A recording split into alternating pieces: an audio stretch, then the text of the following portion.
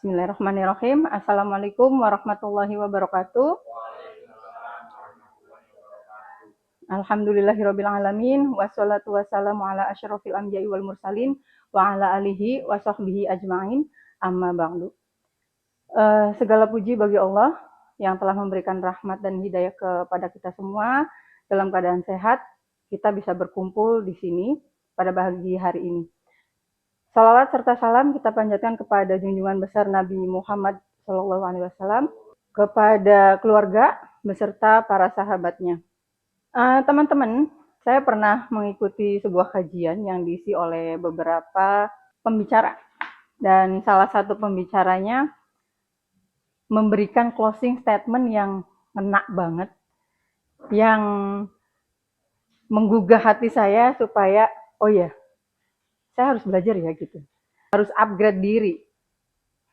Beliau menyampaikan bahwa rasa sakit yang membuahkan kebahagiaan adalah rasa sakit untuk bertumbuh menjadi lebih baik.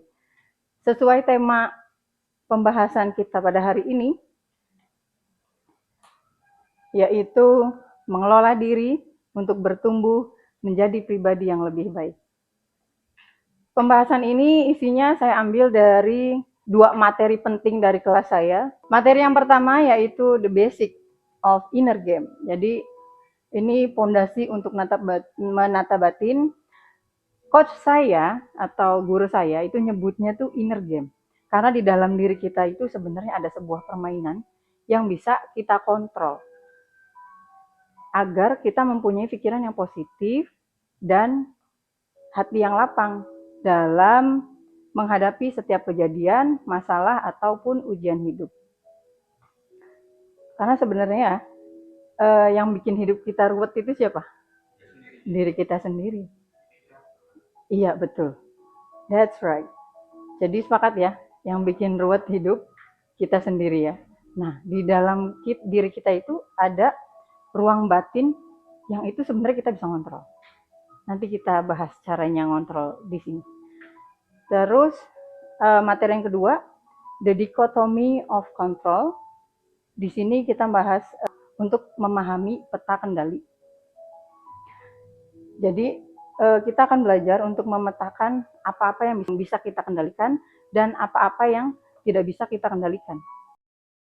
Kita tuh lebih legowo lah gitu menghadapi segala ujian hidup dengan memetakan apa yang ada dalam kendali kita, apa yang ada di luar kendali kita.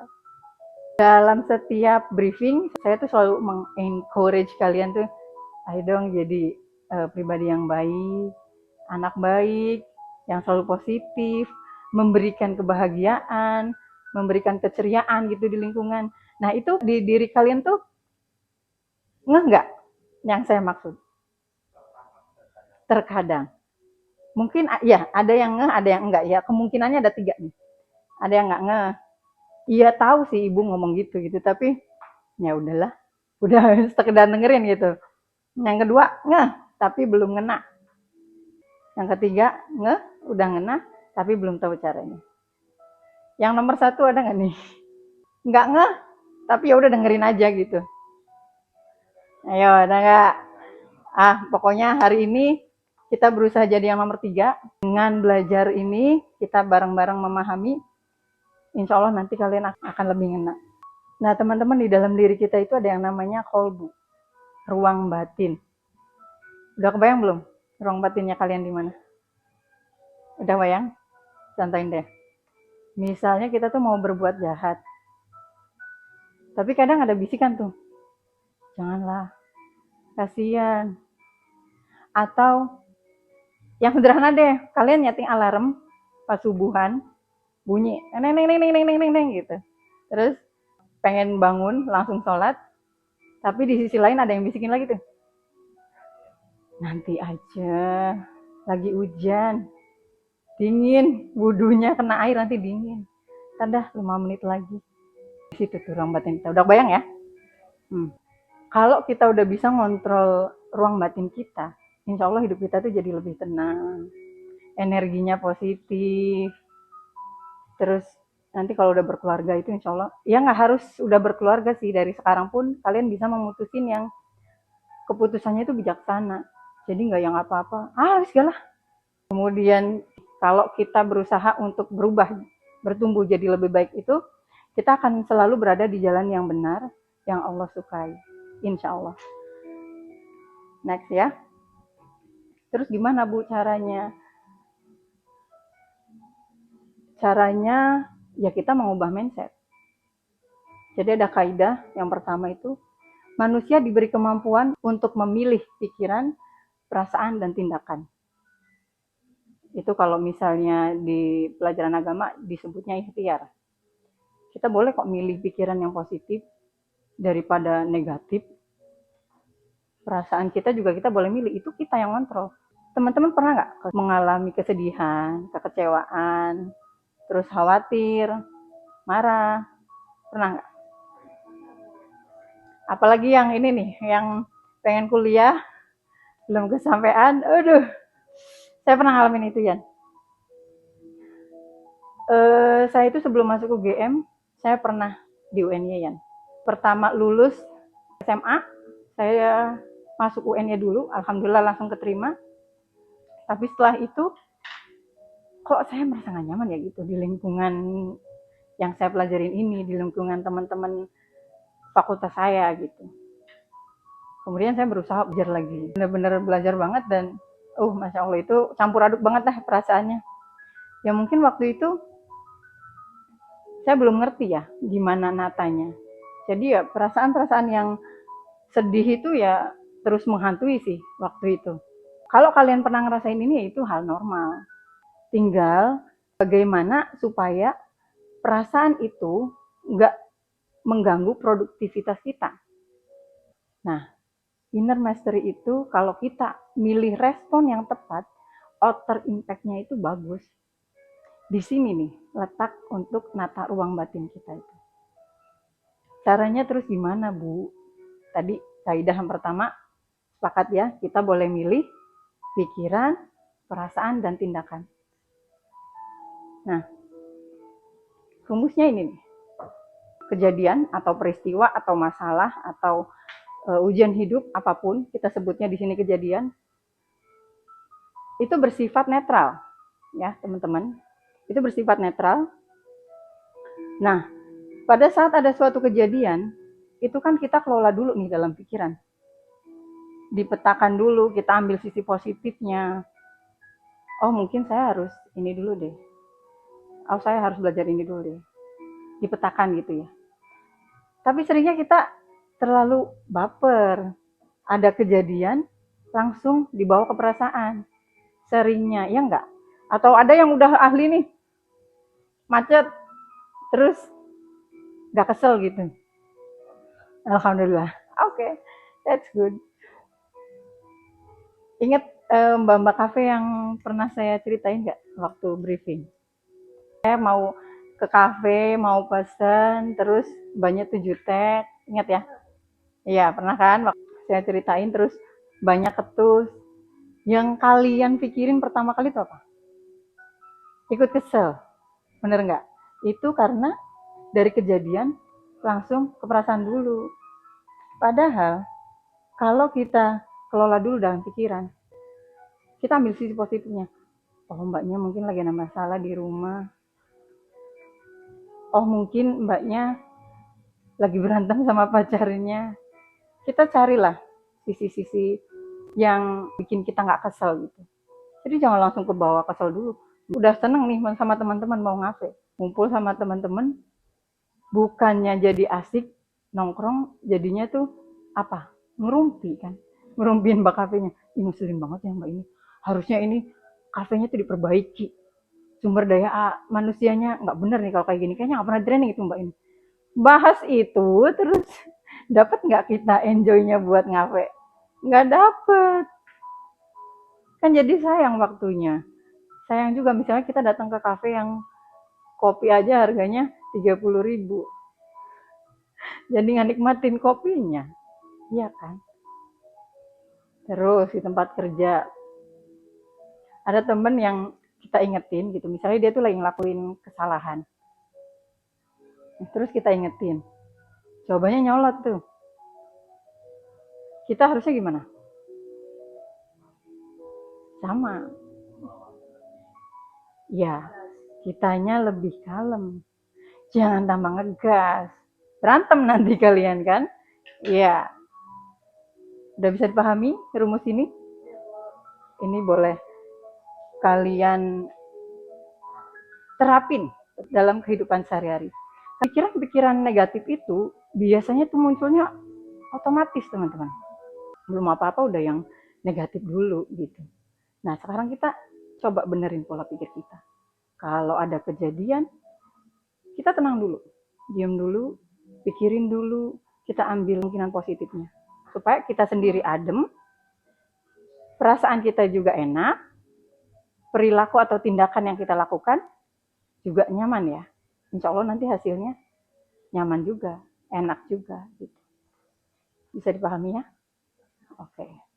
Ada contoh lagi nih, misalnya kita lagi kumpul bareng sama keluarga, tujuannya buat senang-senang ya, senang-senang bareng gitu. Kapan lagi sih ngumpul bareng keluarga besar yang udah satu kesana nikah, sama dibawa sama suaminya, ada yang kerjanya jauh, jadi ngumpulnya pas misalnya habis lebaran doang gitu. Salah satu saudara yang dia itu mungkin disenggol sama saudara lain, entah itu bentuk pertanyaan atau ya biasanya omongan lah ya, yang tadinya seru-seruan nih, seru-seruan ngumpul ayo bakar-bakaran gitu. Ada salah satu yang nggak mood, si A itu gara-gara omongan si B, habis nggak mood itu dia pergi, nesu ya, ngambek. Terus jadinya yang lain ikutan nggak enak, canggung, jadi kaku suasananya, bikin suasana nggak enak itu malah ya kasihan gak sih yang lain.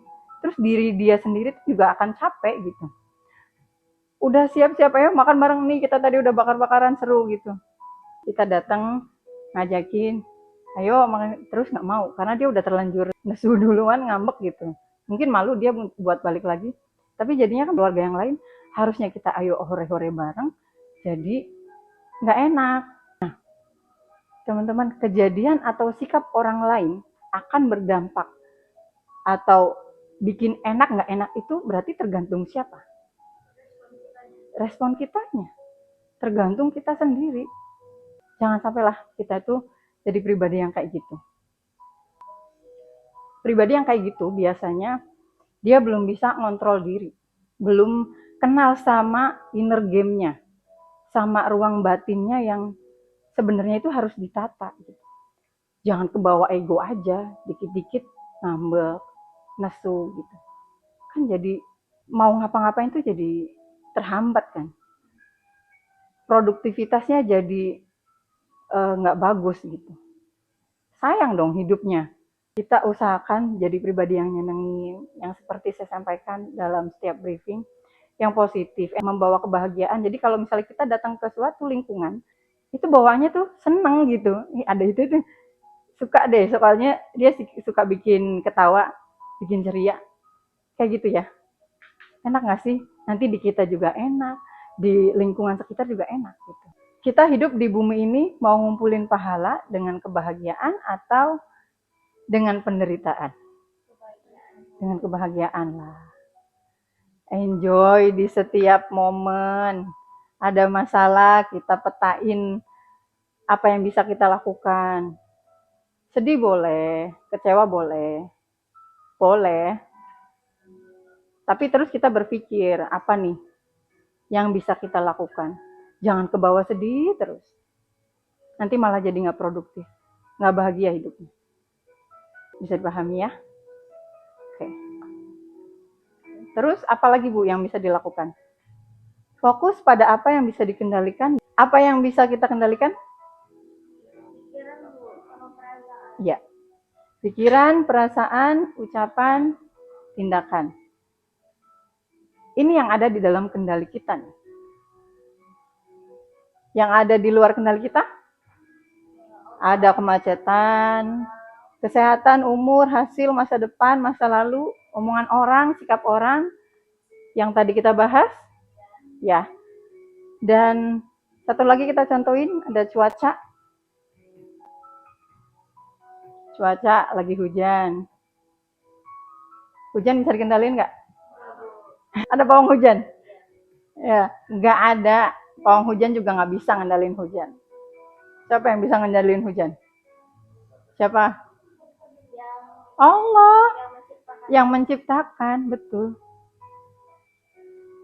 Harus kita sadari ya, hal-hal yang mungkin bikin kita, yaitu enak nggak enak itu tergantung kitanya. Nah, ini ceritanya yang lagi negatif thinking nih. Lagi hujan, terus kebetulan udah nyata termotor, udah mau berangkat kan, gerimis. Apa yang kalian rasakan atau biasanya kalian gimana? Aduh, hujan. Karima kate bae, kesel banget sih ya. Bisa lah, baru gerimis, berangkat, maksain tuh berangkat tuh. Nggak mikir jernih dulu apa yang bisa dilakukan gitu, udah berangkat aja. Gitu. Sepanjang jalan itu kayak kesel aja. Aduh, basah nih air, ini baju. Dingin banget lagi. Kesel aja. Pas belokan Ubi Cilembu, brek gitu. Gimana tuh rasanya? Nambah kesel. Iya kan?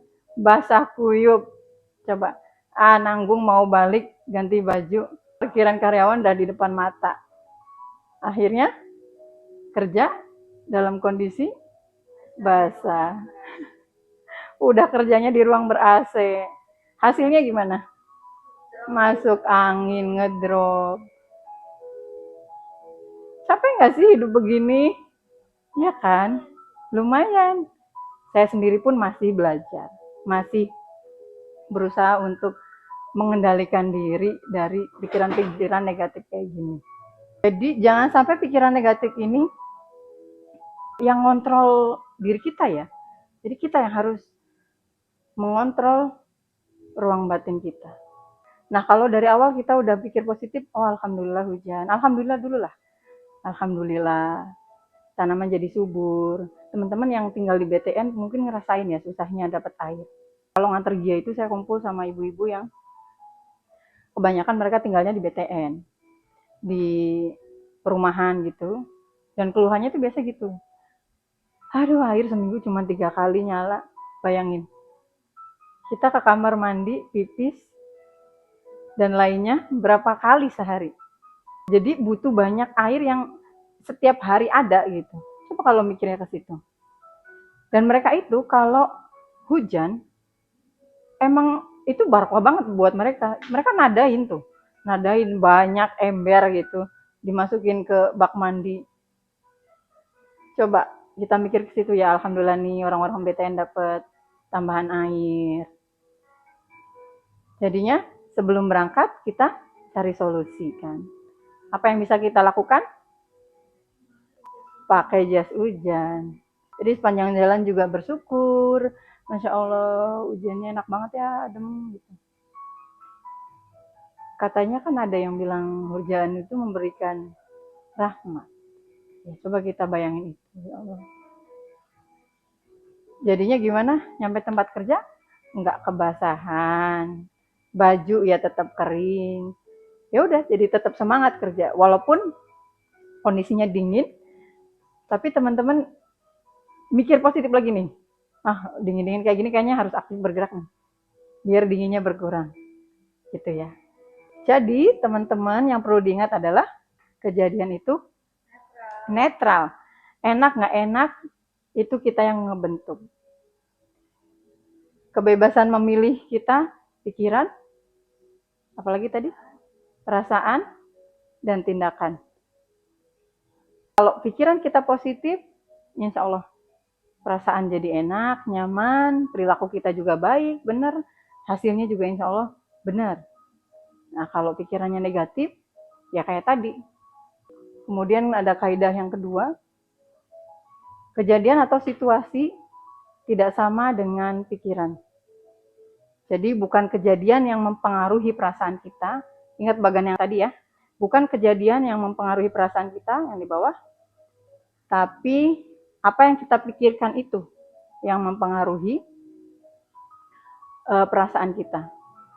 pikiran kita atas sebuah kejadian atau peristiwa atau masalah atau ujian hidup, itu yang akan mempengaruhi perasaan kita. Mau sedih-sedih terus, atau mau kita petakan apa yang bisa kendalikan, apa yang bisa kita kontrol, gitu ya. Makanya ini di gambarnya juga udah kelihatan tuh jelas. Yang tadinya inputnya apa ini, rectangle ya, terus outputnya jadi lingkaran. Itu karena dikelola oleh pikiran kita, belum tentu kejadian itu sama dengan apa yang perasaan kita rasakan. Kita bisa kelola di pikiran kita supaya kejadian itu hasilnya baik. Nah, kemudian ada kaidah yang ketiga, kita tidak bisa memilih kejadian yang kita alami, tapi kita bisa memilih respon atas kejadian yang kita alami. Penjabaran ini sebenarnya menjabarkan detail dari bagan atau rumus yang tadi. Kebayang ya? Ada yang keempat. Untuk mengubah hasil, kita perlu mengubah perilaku. Untuk mengubah perilaku, kita perlu mengubah perasaan. Dan untuk mengubah perasaan, kita perlu mengubah pikiran. Dan kaidah yang terakhir, jangan mengendalikan diri sendiri dalam mengelola pikiran, perasaan, dan perilaku dari kita. Dan perilaku diri kita perlu meminta tolong pada pemilik yang bisa membolak-balikan hati. Jadi ya berdoa tuh ya di awal lah ibaratnya. Kadang kita tuh fokus kepada pasti bisa deh. Aku ngerti kok pelajaran-pelajaran itu. Aku tahu kok ujian-ujiannya. Kadang kita lupa 99% itu bukan usaha, tapi takdir dari Allah. Belum tentu apa yang kita inginkan itu ditakdirkan buat kamu. Mungkin Allah akan ngasih ini loh yang kamu butuhin. Gitu ya. Jadi kalau berdoa itu lebih ke pasrah, berserah gitu. Bisa dipahami ilmunya. Dan sekarang udah kebayang kalau misalnya saya ngasih briefing untuk selalu berpositif thinking ya teman-teman. Ayo dong kita jadi orang baik, yang spread positivity, yang nyenengin, ngenakin gitu. Udah kena semua ya. Ilmu ini penting banget karena nggak semua orang itu kepikiran caranya. Ini kan sebuah cara ya, sebuah cara untuk kita bisa ngontrol. Bagian orang terlalu kebawa ke ego dirinya. Jadi dia nggak ngerti tuh, menganggapnya ya udah ini saya udah kayak gini kok. Terus mau apa? Aku sukanya begini. Enak banget. Itu lingkungan di sekitar kamu gimana? Mendapatkan dampak dari keegoanmu. Janganlah. Ini tuh pelajaran dasar tapi penting banget karena banyak orang yang stres. Mereka itu nggak bisa ngontrol diri. Jadi kalau udah ada ujian hidup, mereka tuh udah pusing duluan, udah overthinking duluan. Aduh nanti gimana ya, nanti hidup saya begini. Uang hidupnya masih di depan, jadi pikirin sekarang, overthinking sekali. Jadi kita nggak bisa nikmatin hidup sekarang nanti. Ingat masa lalu, sebel banget ibu aku kok marah terus sama aku ya. Kita nggak bawa beban masa lalu aja. Kita nggak bisa menikmatin hidup masa kini jadinya. Teman-teman, banyak sekali orang yang masih nggak bisa ngontrol diri sehingga dia selalu kecewa dengan sikap orang, selalu bersedih hati, terus tidak terima dengan situasi yang dihadapi hingga bikin dirinya sendiri itu stres, nggak semangat hidup, terus sampai kena psikologisnya. Serem. Itu kadang pendekatan terapi aja itu nggak cukup tuh kayak gitu. Tapi juga ada pendekatan pemahaman yang kita pelajarin hari ini. Kalau enggak sulit memahaminya. Karena dari sini kan kita ada pemahaman ya. Ada cara gimana sih ngontrol diri. Makanya karena saking banyaknya orang yang masih stres menghadapi segala kejadian, segala masalah, ujian, banyak sekali buku-buku yang eh, diperuntukkan untuk mereka. Ada buku terapi berpikir positif, ada ini nih intisari terapi berpikir positif, ada juga training-trainingnya. Dan salah satu yang saya ikuti ini kan juga supaya saya paham bagaimana caranya. Trainingnya itu nggak murah loh teman-teman. Tapi teman-teman hari ini dapat ilmunya gratis, nggak bayar, malah dihitung lemburan ya kan? Dapat snack, bersyukur nggak? Bersyukur ya. Dan bentuk syukurnya, saya minta tolong ilmu yang udah kita dapat ini diaplikasikan ke kehidupan sehari-hari supaya hidup kita lebih tenang. Gimana? Seneng nggak dapat ilmu ini? Ya, mungkin itu sih yang bisa saya sampaikan. Semangat menjalani hidup, jadi orang baik, jadi manusia yang positif, yang nyenengin, yang membahagiakan, dan mari bertumbuh jadi lebih baik. Terima kasih. Terima kasih.